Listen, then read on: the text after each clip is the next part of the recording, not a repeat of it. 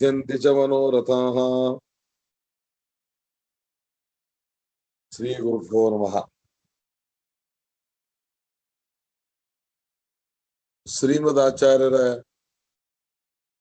ಸಿದ್ಧಾಂತ, ಶ್ರೀಮದಾಚಾರ್ಯರು ಪ್ರತಿಯೊಂದು ಪ್ರಮಾಣಗಳನ್ನ ಕೊಟ್ಟು ಪ್ರಮಾಣಗಳನ್ನ ನಿರೂಪಣೆಯನ್ನ ಮಾಡಿ ಪ್ರಮಾಣಕ್ಕೆ ಅನುಗುಣವಾಗಿ ಅವರು ತಮ್ಮ ಸಿದ್ಧಾಂತವನ್ನು ಮಂಡನೆ ಮಾಡ್ತಾ ಇದ್ದರಿಂದ ಎಲ್ಲರೂ ಕೂಡ ಅದನ್ನ ಸ್ವೀಕಾರ ಮಾಡಲೇಬೇಕು ಅಂತ ಅನ್ನೋದು ಸಿದ್ಧವಾಗ್ತದೆ.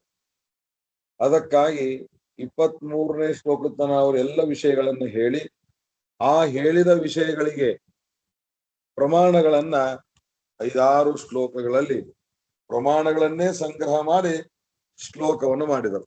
ಇದು ಶ್ರೀಮದ್ ಆನಂದ ತೀರ್ಥ ಭಗವತ್ಪಾದರ ಒಂದು ವೈಶಿಷ್ಟ್ಯ.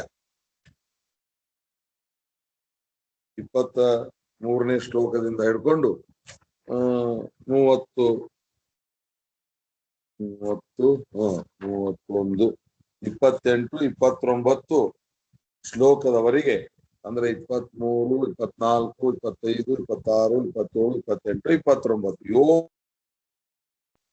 ಎಲ್ಲ ಪ್ರಮಾಣಗಳನ್ನ ಸಂಗ್ರಹ ಮಾಡಿ ಆ ಸಂಗ್ರಹವನ್ನ ತೋರಿಸಿಕೊಟ್ಟಿದ್ದಾರೆ. ಇದು ಕೌಶಲ ಶ್ರೀಮದ್ ಆನಂದ ತೀರ್ಥ ಭಗವತ್ಪಾದರದು ಅಂತ ಅವ್ರದೇ ಆದ ಒಂದು ವಿಶಿಷ್ಟವಾದ ಕೌಶಲ.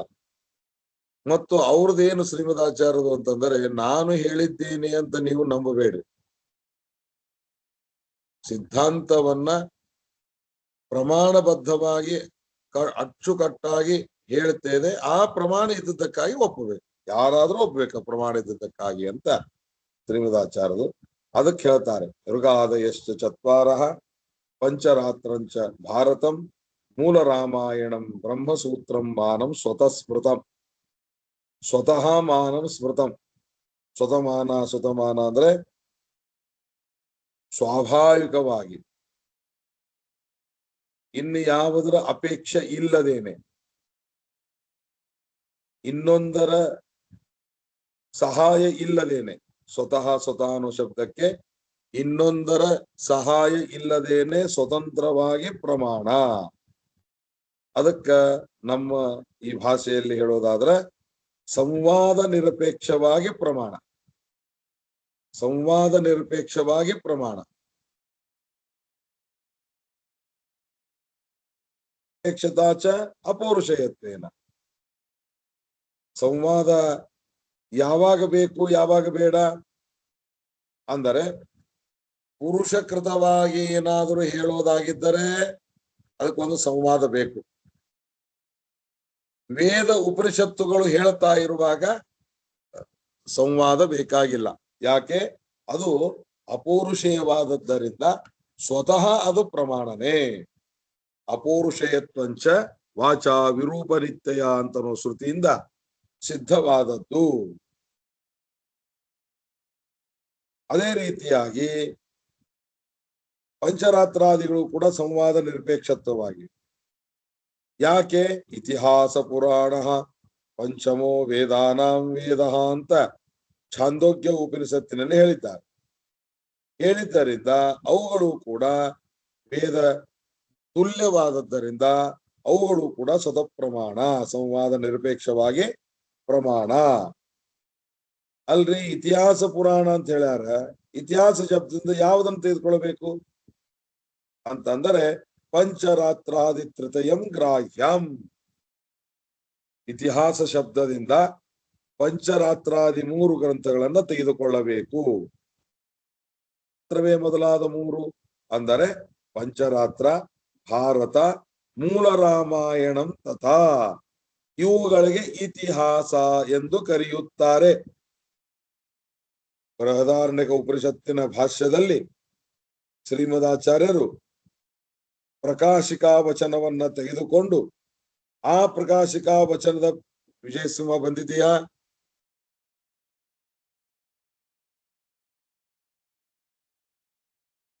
ವಿಜಯಸಿಂಹ ಬಂದಿದೆಯಾ? ಇತಿಹಾಸ ಅನ್ನೋ ಶಬ್ದಕ್ಕೆ ಶ್ರೀಮದಾಚಾರ್ಯರು ಪ್ರಕಾಶಿಕಾ ವಚನವನ್ನ ಪ್ರಮಾಣವನ್ನ ಇಟ್ಕೊಂಡು ಹೇಳ್ತಾರೆ. ಇತಿಹಾಸ ಅಂದ್ರೆ ಎದಕ್ಕೆ ಕರಿಬೇಕು?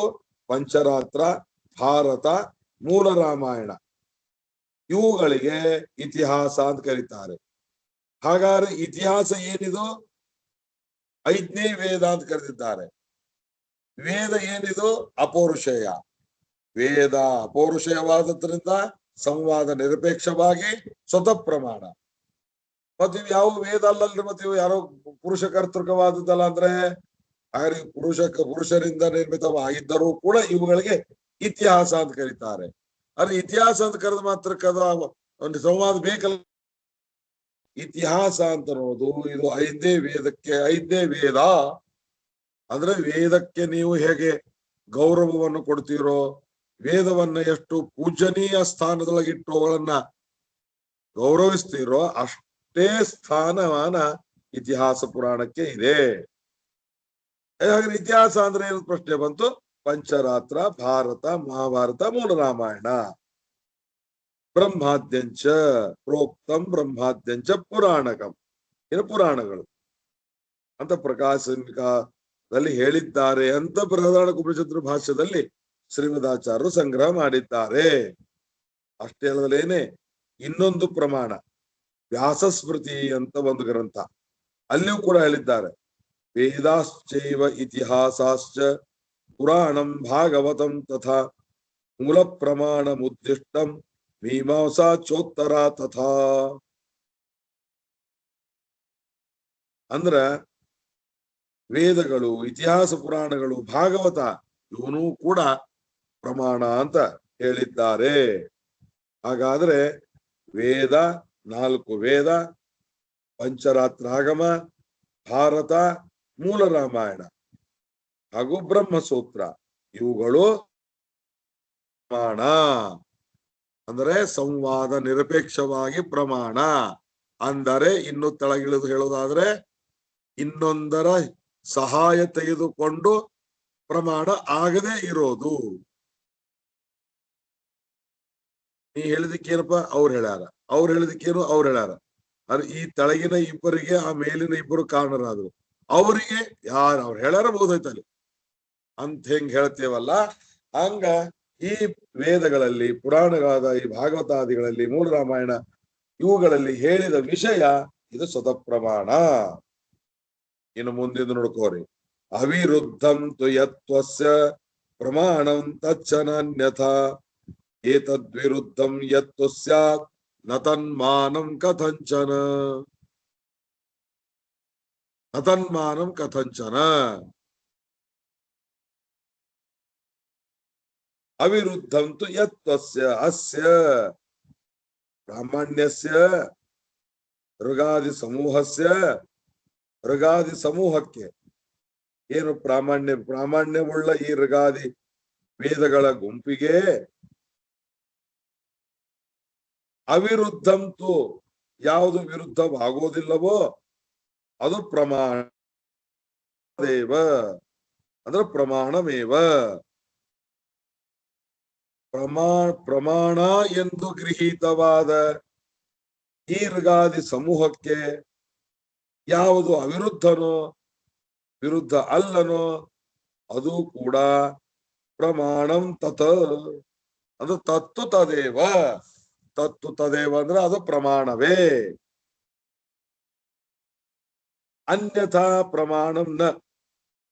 ಈ ಋಗಾದಿ ಸಮೂಹಕ್ಕೆ ವಿರುದ್ಧವಾಗಿ ಇದ್ದರೆ ಅದು ವಾಕ್ಯ ಏನು ಇದ್ದರೂ ಅದು ಪ್ರಮಾಣ ಅಲ್ಲ. ಏತದ್ವಿರುದ್ಧಂ ಯತ್ತು ಸ್ಯಾತ್. ಈ ಋಗಾದಿಗಳಿಗೆ ವಿರುದ್ಧವಾದದ್ದು ಯಾವುದಾದ್ರೂ ಇದ್ದರೆ ಕಥನ್ಮಾನಂ ಕಥಂಚನ. ಕಥಂಚನ ಅಂದ್ರೆ ಕಾಲ ಪುರುಷ ಯಾವ ವ್ಯವಸ್ಥೆಯಿಂದಲೂ ಕೂಡ ಅದು ನ ಪ್ರಮಾಣ ಆಗಂಗಿಲ್ಲ. ಏನಾದ್ರೂ ಮಾಡಿ ಅದನ್ನು ಕೂಡಿಸ್ತೇವೆ, ಕಾಲವು ವ್ಯತ್ಯಾಸದಿಂದ, ಪುರುಷವು ವ್ಯತ್ಯಾಸದಿಂದ ಏನಾದ್ರೂ ಅದಕ್ಕೆ ನಾವು ಪ್ರಾಮಾಣ್ಯವನ್ನು ವ್ಯವಸ್ಥೆ ಮಾಡ್ತೇವೆ ಅಂತ ಅಲ್ಲಿಕ್ಕೆ ಬರಂಗಿಲ್ಲ. ಯಾವುದು ಸ್ವತಃ ಪ್ರಮಾಣ ಎಂದು, ಸಂವಾದ ನಿರಪೇಕ್ಷ ಪ್ರಮಾಣ ಎಂದು ಮಹಾಭಾರತ, ಮೂಲ ರಾಮಾಯಣ, ಭಾಗವತ, ಪಂಚರಾತ್ರ ಇವುಗಳನ್ನ ಸ್ವತಃ ಪ್ರಮಾಣ ಎಂದು ಗ್ರಹಣ ಮಾಡಿದ್ದರಿಂದ ಇದಕ್ಕೆ ವಿರುದ್ಧವಾದದ್ದು ಇವುಗಳಿಗೆ ಏತದ್ ವಿರುದ್ಧದ ಏತೇಷಾಂ ವಿರುದ್ಧ ಇತ್ತು ಅಂದರೆ ಅದು ಕಥಂಚನ ಕಥನ್ಮಾನಂ. ಕಥಂಚನ ಅನ್ನೋ ಶಬ್ದಕ್ಕೆ ಕೆಲವು ಸಲ ಏನ್ ಮಾಡ್ತಾರಂತಂದರೆ ಈ ಪುರುಷವು ವ್ಯತ್ಯಾಸದಿಂದ ಕಾಲವು ವ್ಯತ್ಯಾಸದಿಂದ ಬಂದ ವಿರೋಧವನ್ನ ಪರಿಹಾರ ಮಾಡೋದೊಂದು ಕ್ರಮ ಇದೆ. ಹಂಗ ನಾವೇನಾದ್ರೂ ಪರಿಹಾರ ಮಾಡಬಹುದೇನಂದ್ರೆ ಕಥಂಚನ ನೀವು ಯಾವ ರೀತಿಯಿಂದಲೂ ಇದಕ್ಕೆ ವಿರುದ್ಧವಾದ ಆ ವಿಷಯವನ್ನ ನಿಮಗ ಪ್ರಮಾಣ ಎಂದು ಮಾಡ್ಲಿಕ್ಕೆ ಆಗಲ್ಲ, ವ್ಯವಸ್ಥಾ ಮಾಡ್ಲಿಕ್ಕೆ ಆಗಲ್ಲ, ಮಾಡಬಾರದು, ಬರಂಗೂ ಇಲ್ಲ. ವೈಷ್ಣವಾನಿ ಪುರಾಣಾನಿ ಪಂಚರಾತ್ರಾತ್ಮಕತ್ವದ ಪ್ರಮಾಣಾನ್ನೇವ ಮನ್ವಾದ್ಯ ಸ್ಮೃತಯೋಪ್ಯನುಕೂಲತಃ.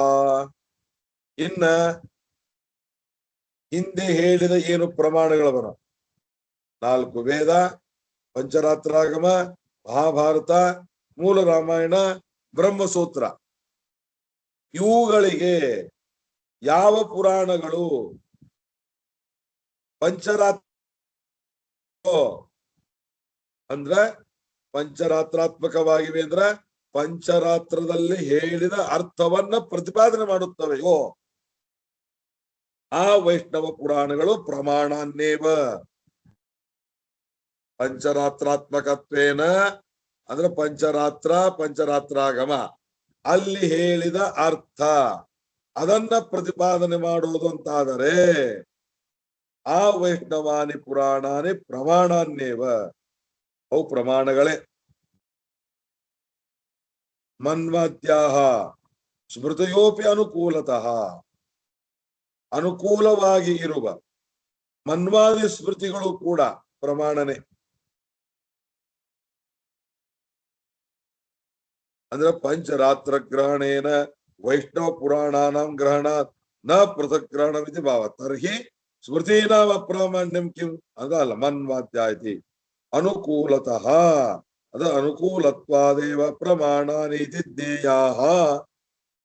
ಅಂದ್ರ ಮನ್ವಾದಿ ಸ್ಮೃತಿಗಳು ಇವು ಪಂಚರಾತ್ರಾದಿ ಆಗಮಗಳಿಗೆ ಅನುಕೂಲವಾಗಿ ಅರ್ಥವನ್ನ ಹೇಳಿಕೊಡ್ತಾ ಇದ್ದರಿಂದ ಅವುಗಳು ಪ್ರಮಾಣ ಅಂತ ತಿಳಿದುಕೊಳ್ಳ್ರಿ. ವಾದದಿದ್ದರೆ ಪ್ರಮಾಣನೇ ಅಲ್ಲ, ಅವುಗಳಿಗೆ ಅನುಕೂಲವಾದದ್ದಿದ್ದರೆ ಅದೆಲ್ಲವೂ ಪ್ರಮಾಣನೇ. ಏತೇಷು ವಿಷ್ಣೋರಾಧಿಕ್ಯಂ ಉಚ್ಯತೆ ಅನ್ಯಸ್ಯ ನ ಕ್ವಚಿತ್. ಏತೇಷು ಅಂದರೆ ಈ ಎಲ್ಲ ವೇದಾದಿ 4 ವೇದಗಳಲ್ಲಿ, ಇತಿಹಾಸದಲ್ಲಿ, ಭಾಗವತದಲ್ಲಿ, ಸೂತ್ರಗಳಲ್ಲಿ ವಿಷ್ಣುರ ಆಧಿಕ್ಯ ಮುಚ್ಚತೆ, ವಿಷ್ಣುವಿನ ಸರ್ವೋತ್ತಮತ್ವವನ್ನು ಹೇಳ್ತಾರೆ. ಆ ವಿಷ್ಣುವಿನ ಸರ್ವೋತ್ತಮತ್ವವನ್ನು ಹೇಳ್ತಾ ಇದ್ದರಿಂದ ಅನ್ಯಸ್ಯ ನ ಕ್ವಚಿತ, ಇನ್ನೊಬ್ಬರಿಗೆ ಆಧಿಕ್ಯನೇ ಇಲ್ಲಲಿ. ಈ ಎಲ್ಲ ಪುರಾಣ ವಾಂಗ್ಮಯದಲ್ಲಿ ಅರ್ಥಾತ್ ಇತಿಹಾಸ ಪುರಾಣಗಳಲ್ಲಿ ಹಾಗೂ ವೇದಗಳಲ್ಲಿ ವಿಷ್ಣುವಿನ ಆಧಿಕ್ಯನೇ ಹೇಳ್ತಾರೆ. ಅನ್ಯಸ್ಯ ನ ಕ್ವಚಿತ, ಅನ್ಯಸ್ಯ ಅಂದ್ರೆ ರುದ್ರಾದಿಗಳಿಗೆ, ಕ್ವಚಿತ್ ಕೊಲ್ಲೂ ಕೂಡ ಹೇಳಂಗಿಲ್ಲ. ಹಾಗಾರ ಬೇರೇನ್ ಹೇಳ್ಯಾರಲ್ರಿ ಇಲ್ಲಂತ ಹೆಂಗಂತೀರಿ ನೀವು? ವಿಷ್ಣುವಿನ ರುದ್ರಾದಿಗಳ ಶಬ್ದಗಳು ಬಂದಾವಲ್ಲ, ರುದ್ರಾದಿಗಳ ಶಬ್ದ ಬಂದಿದ್ದರಿಂದ ರುದ್ರಾದಿಗಳು ಕೂಡ ಅಲ್ಲಿ ಪ್ರತಿಪಾದಿತರಾಗಿದ್ದಾರೆ ಅಂದ್ರೆ ಅಲ್ಲ, ರುದ್ರಾದಿ ಸಮನ್ವಯ ಮಾಡಿದ್ದಾರೆ. ಅತಃ ತದೇವ ಮಂತವ್ಯಂ. ಯಾವ ಕಾರಣ ವೇದಾದಿಗಳಲ್ಲಿ ವಿಷ್ಣುವಿನ ಮಹತ್ವವನ್ನು ಹೇಳಿದ್ದಾರೋ ಆದ ಕಾರಣ ಹರಿಯಾದಿಕ್ಯನೇ ಇದ್ದುದರಿಂದ ಕಥಂಚನ ಯಾವ ಉಪಾಯದಿಂದಲೂ ಕೂಡ ಅನ್ಯಥಾ ಅಂದ್ರೆ ಪಾಶುಪತಾದ್ಯುಕ್ತವಾದ ಪಾಶುಪತಾದ್ಯುಕ್ತಮತ್ವವನ್ನು ನ ಮಂತವ್ಯಂ ತಿಳಿದುಕೊಳ್ಳಬೇಡ್ರಿ. ಯತಃ ಯಾವ ಕಾರಣ ವೇದಾದಿಗಳಲ್ಲಿ ವಿಷ್ಣುವಿನ ಆಧಿಕ್ಯವನ್ನು ಹೇಳಿದ್ದಾರೋ ತತಃ ಆದ ಕಾರಣ ತದೇವ ಅಂದ್ರೆ ಹರಿಯಂತನ ಭಗವಂತನ ಆಧಿಕ್ಯವನ್ನೇ ತಿಳಿದುಕೊಳ್ಳ್ರಿ.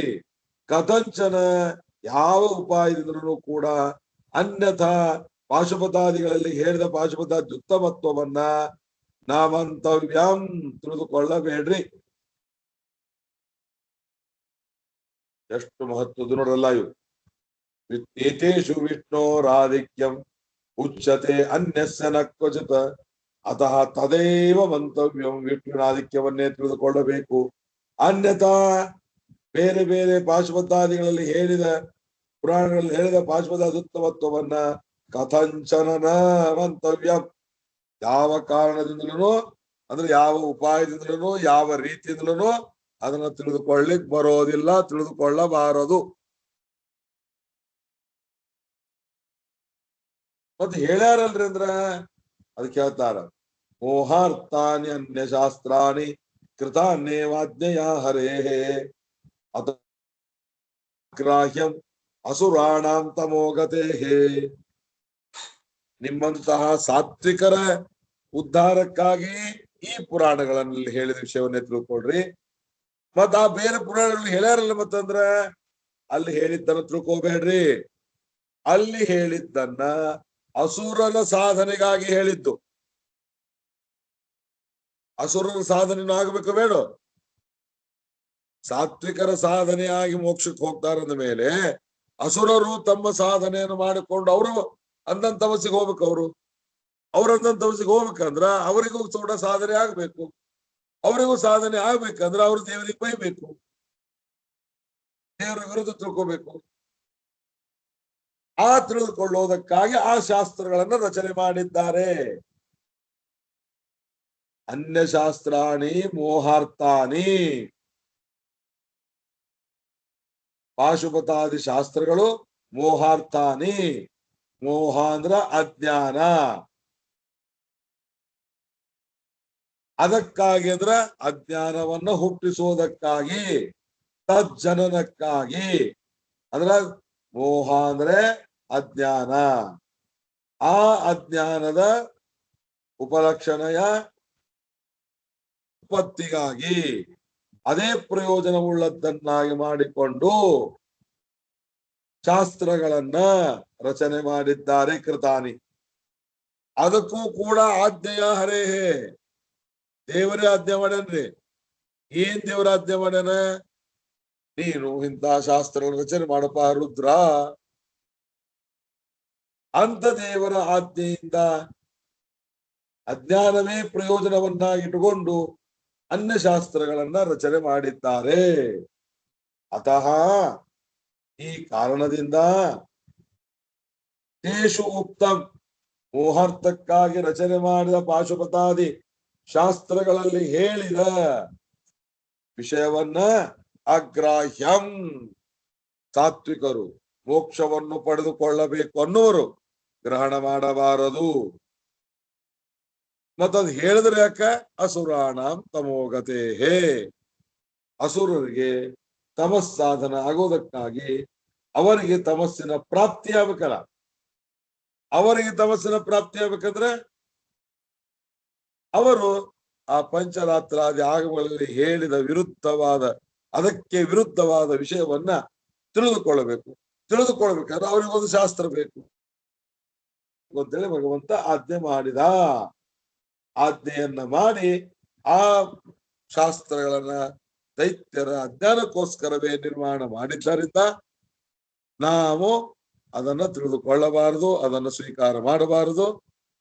ಅವರು ಅದನ್ನು ಸ್ವೀಕಾರ ಮಾಡಿ ಅವರು ಅಂದಂತ ತಮಸ್ಸಿನ ಪ್ರಾಪ್ತಿಯನ್ನ, ಅಂದಂತ ತಮಸ್ಸನ್ನ ಪಡಿತಾರೆ. ಮೋಹಾರ್ಥಾನನ್ಯ ಶಾಸ್ತ್ರಾಣಿ ಕೃತಾನ್ಯೇವಾಜ್ಞೆಯ ಹರೇಹೇ ಅತಸ್ತೇಷುಕ್ತಮಗ್ರಾಹ್ಯಂ ಅಸುರಾಣಾಂ ತಮೋಗತೇಃ ಯಸ್ಮಾತ್ ಕೃತಾನಿ ತಾನೀಹ ವಿಷ್ಣುನೋಕ್ತೈ ಶಿವಾದುಭಿಃ. ವಿಷ್ಣುನ ಭಗವಂತನಿಂದ ಉಕ್ತೈ ಹೇಳಿಸಿಕೊಂಡಿರುವ ಶಿವಾದಿಭಿಃ ರುದ್ರಾದಿಗಳಿಂದ ತಾನಿ ಕೃತಾನಿ. ಯಸ್ಮಾತ್ ಯಾವ ಕಾರಣ ಮೋಹದಾಯಕವಾದ ಅಜ್ಞಾನವೇ ಪ್ರಯೋಜನವನ್ನಾಗಿ ಇಟ್ಟುಕೊಂಡು ಶಾಸ್ತ್ರವನ್ನ ರಚನೆ ಮಾಡಿದ್ದಾರೋ ಅದನ್ನ. ಆದರೆ ಏಷಾಮೆನ್ನ ವಿರೋಧಿಸ್ಯ ತತ್ರೋಕ್ತಂ ತನ್ನ ವಾರ್ಯತೆ. ಆ ಯದ್ಯಪಿ ಪಾಶುಪತಾದಿ ಶಾಸ್ತ್ರಗಳಲ್ಲಿ ದೇವರ ವಿರುದ್ಧವಾಗಿಯೇ ಹೇಳಿದ್ದಾರೆ, ಆದ್ರೂ ತೆಗೆದುಕೊಳ್ಳಬಾರದು, ಸ್ವೀಕಾರ ಮಾಡಬಾರದು. ಅದು ಅವರ ಸಾಧನೆಗಾಗಿ ಹೇಳಿದ್ದು ಆಯ್ತು. ಅಲ್ಲಿಯೂ ಕೂಡ ಏನಾದ್ರು ವಿಷ್ಣುವಿಗೆ ಏನಾದರೂ ಹೇಳಿದ್ದಾರೆ ಅದು ಸ್ವೀಕಾರ ಮಾಡಬೇಕು, ಅದನ್ನು ನಿವಾರಣೆ ಮಾಡಬಾರದು.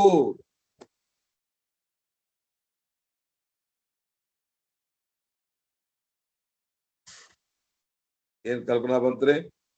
ಅಂದರೆ ಅವು ಮೋಹಕ್ಕಾಗಿ ದೇವರಾಜ್ಯದಿಂದ ರುದ್ರಾದಿಗಳು ನಿರ್ಮಾಣ ಮಾಡಿದ್ದಾರೆ. ಆದ್ದರಿಂದ ಅದನ್ನ ಅಲ್ಲಿ ಹೇಳಿದ ವಿಷಯವನ್ನು ಸ್ವೀಕಾರ ಮಾಡಬಾರದು.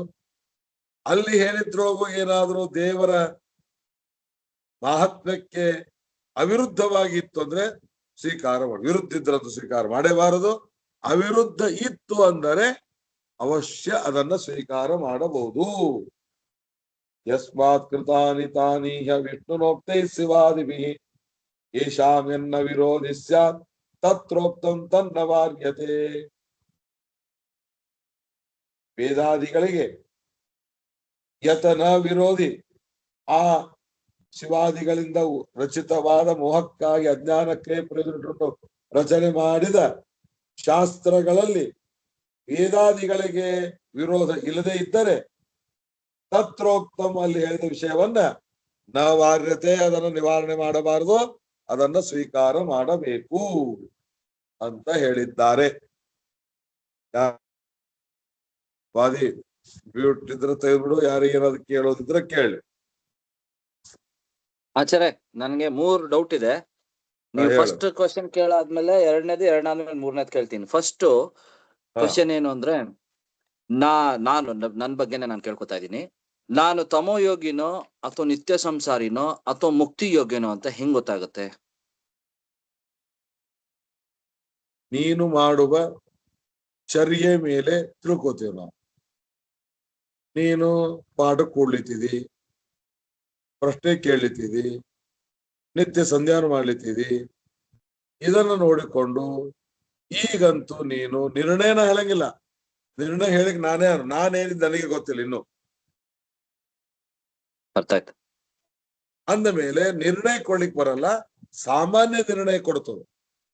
ಏನು ಸಾಮಾನ್ಯ ನಿರ್ಣಯ ಕೊಡ್ತದ? ಇವ ಮೋಸ ಮಾಡೋ ವ್ಯಕ್ತಿ ಅಲ್ಲ, ದುಷ್ಟ ಅಲ್ಲ, ತಮಸ್ಸಾಧನ ವ್ಯಕ್ತಿ ಅಲ್ಲ. ಯಾಕೆಂದ್ರೆ ಅವನ ವಿಚಾರಗಳು ಯಾವುದು ಇಲ್ಲೇ ಇಲ್ಲ, ಅನುಕೂಲನಾಗಿದ್ದಾನೆ. ಮಾಡೋದು ಮಾಡದೇ ಇರೋದು ಆಮೇಲೆ ಹೆಚ್ಚು ಮಾಡ್ತಾನ ಕಮ್ಮಿ ಮಾಡ್ತಾನ, ಒಂದಿನ ಮಾಡ್ತಾನ ಒಂದಿನ ಮಾಡಂಗಿಲ್ಲ, ಮಾಡಿದ್ರಿಂದ ಬಹಳ ಮಾಡ್ತಾನ ಒಂದಿನ ಏನು ಮಾಡಂಗ ಇಲ್ಲ, ಕೂಡ್ತಾರೆ 2 ದಿನ ಕೂಡ್ತಾನ, ತಿಂಗಳ ಕೂಡ. ಅದರಿಂದ ಅವು ತಮೋಸ್ ಹೋಗೋನೊಂದು ನಿರ್ಣಯ ಮಾಡಿ ಬರಂಗಿಲ್ಲ. ದುಷ್ಟ ಕಾರ್ಯಗಳನ್ನ, ಶಾಸ್ತ್ರ ವಿರೋಧಿಯಾದ ಕಾರ್ಯಗಳನ್ನು ಮಾಡ್ತಿದ್ದರೆ ಅವನು ಅಧಾರ್ಮಿಕ, ತಮಸ್ ಸಾಧನ ಮಾಡ್ಕೊಳ್ತಾ ಇದ್ದಾನೆ ಅಂತ ಅರ್ಥ. ಶಾಸ್ತ್ರ ಅವಿರೋಧಿಯಾದ ಕೆಲಸ ಮಾಡ್ತಾ ಇದ್ದರೆ ಅವನು ಸಾತ್ವಿಕ, ಮೋಕ್ಷಕ್ಕೆ ಹೋಗ್ತಾ ಅಂತ ತಿಳ್ಕೊಳ್ಳೋದು. ಇನ್ನ ಒಮ್ಮೆ ಯಾವಾಗ ಚಲೋ ಮಾಡ್ತಾನೆ ಗೊತ್ತಿಲ್ಲ, ಒಮ್ಮೆ ಯಾವಾಗ ಬೈತಾನೆ ಗೊತ್ತಿಲ್ಲ. ಹಂಗಿದ್ದ ಅಂದ್ರೆ ಅವನು ರಾಜಸ ಅಂತ ಸಾಮಾನ್ಯ ನಿರ್ಣಯ ಇದು. ಅರ್ಥ ಆಯ್ತು. ಇಷ್ಟೇ. ಎರಡನೇದು ಈಗ ನಿತ್ಯ ಆದ್ರೆ ನೀನು ನೀನೇ ತಿಳ್ಕೊಂಡ್ಬಿಡಟೆ. ಆಯ್ತು ಆಚಾರ್ಯ. ನಿತ್ಯ ಸಂಸಾರಿಗಳಿಗೆ ಸದೈವ ನಿಯಮ ಅಂತ ಹೇಳಿದ್ದಾರೆ ಮಧ್ವಾಚಾರ್ಯ. ಹೆಂಗೆ ಅಂತೇಳಿ ನಿತ್ಯ ಸಂಸಾರಿ ಮತ್ತೆ ಹೇಳು, ನೀನು ರೆಕಾರ್ಡ್ ಹೇಳಿದ್ ನೋಡಿದೆ ನಾನು. ಸದೈವ ನಿಯಮ ಅನ್ನೋದು ನಿತ್ಯ ಸಂಸಾರಿಗಳಲ್ಲದು. ನಿತ್ಯ ಸಂಸಾರಿಗಳಿಗೂ ನೇಮ, ಮೋಕ್ಷಕ್ಕೆ ಹೋಗೋರಿಗೂ ನೇಮ, ತಮಸ್ಸಿಗೆ ಹೋಗೋರಿಗೂ ನೇಮ. ಏನ್ ನೇಮ? ಮೋಕ್ಷಕ್ಕೆ ಹೋಗೋರು ಮೋಕ್ಷಕ್ಕೆ ಹೋಗ್ತಾರ, ಅಂದನ್ ತಮಸ್ಸಿಗೆ ಬರಂಗಿಲ್ಲ. ಅಂದನ್ ತಮಸ್ಸಿಗೆ ಹೋಗೋರು ಅಂದನ್ ತಮಸ್ಸಿಗೆ ಹೋಗ್ತಾರ, ಮೋಕ್ಷಕ್ಕೆ ಹೋಗಂಗಿಲ್ಲ. ಮೋಕ್ಷಕ್ಕೆ ಹೋಗದೆ ಇದ್ದು ನಿತ್ಯ ಸಂಸಾರಿಗಳು ನಿತ್ಯ ಸಂಸಾರದೊಳಗೆ ಇರ್ತಾರ ಅನ್ನುವ ಏನು ನೇಮ ವ್ಯತ್ಯಾಸ ಆಗಲ್ಲ. ವ್ಯತ್ಯಾಸ ಆಗಂದ್ರ ಅಂದನ್ ತಮಸ್ಸಿಗೆ ಹೋಗೋರು ನಿತ್ಯ ಸಂಸಾರಕ್ಕೆ ಬರೋದಾಗ್ಲಿ, ನಿತ್ಯ ಸಂಸಾರಿಗಳು ಅಂದನ್ ತಮಸ್ಸಿಗೆ ಹೋಗೋದಾಗ್ಲಿ, ಅಥವಾ ನಿತ್ಯ ಸಂಸಾರಿಗಳು ಮೋಕ್ಷಕ್ಕೆ ಬರೋದಾಗ್ಲಿ, ಮೋಕ್ಷಕ್ಕೆ ಹೋಗೋರು ಅಂದನ್ ತಮಸ್ಸಿಗೆ, ಇದ್ರೊಳಗೆ ವ್ಯತ್ಯಾಸ ಆಗಲ್ಲ. ಇದು ಸದೈವ. ಆಚಾರ್ಯ ನನ್ 3ನೇ ಪ್ರಶ್ನೆ, ನೀವ್ ಹೇಳಿದ ಪ್ರಕಾರ ಈಗ ನೀವು ಶ್ಲೋಕದಲ್ಲಿ ಹೇಳಿದ್ರಿ ತಪ್ಪು ಅರ್ಥ ಕೊಟ್ಟಿರೋದು ವೇದದಲ್ಲಿ, ಪುರಾಣದಲ್ಲಿ ಬೇಕಂತಾರೆ ಹರಿಯ ಆಜ್ಞೆಯಿಂದ ಮಾಡಿರೋದು ತಮಯೋಗ್ಯ ಜೀವಿಗಳಿಗೆ ಉದ್ಧಾರ ಆಗೋದಕ್ಕೆ ಅಂತ. ಅವ್ರು ಉದ್ಧಾರ ಆಗಕ್ಕೆ ಚಾನ್ಸೇ ಇಲ್ಲ ಅಂದ್ಮೇಲೆ ಇದನ್ನ ಏನಕ್ಕೆ ಬರುದ್ರು? ಅವ್ರು ಉದ್ಧಾರ ಅಂದ್ರ ತಮಸ್ಸಿಗೆ ಹೋಗೋದೇ ಅವ್ರ ಉದ್ಧಾರ. ಅವ್ರು ಈ ಸಂಸಾರದಾಗ ಇರ್ಬಾರ್ದಲ್ಲ. ಉದ್ಧಾರ ಅಂದ್ರೆ ಏನ್ ಆಚಾರ್ಯ? ಮೋಕ್ಷ ಅಲ್ಲ, ಮೋಕ್ಷ ಇಲ್ಲ ಅವ್ರಿಗೆ. ಆದ್ರೂ ಅಂಧನ್ ತಮಸ್ಸಿಗೆ ಹೋಗೋದೇ ಅವರ ಉದ್ಧಾರ. ಮೋಕ್ಷಕ್ಕೆ ಹೋಗೋದೇ ಸಾತ್ವಿಕರ ಉದ್ಧಾರ. ಅಂಧನ್ ತಮಸ್ಸಿಗೆ ಹೋಗೋದೇ ಅಸುರರ ಉದ್ಧಾರ. ನಿತ್ಯ ಸಂಸಾರಕ್ಕೆ ಹೋಗೋದೇ ಅವ್ರ ಉದ್ಧಾರ. ಅಂದ್ರೆ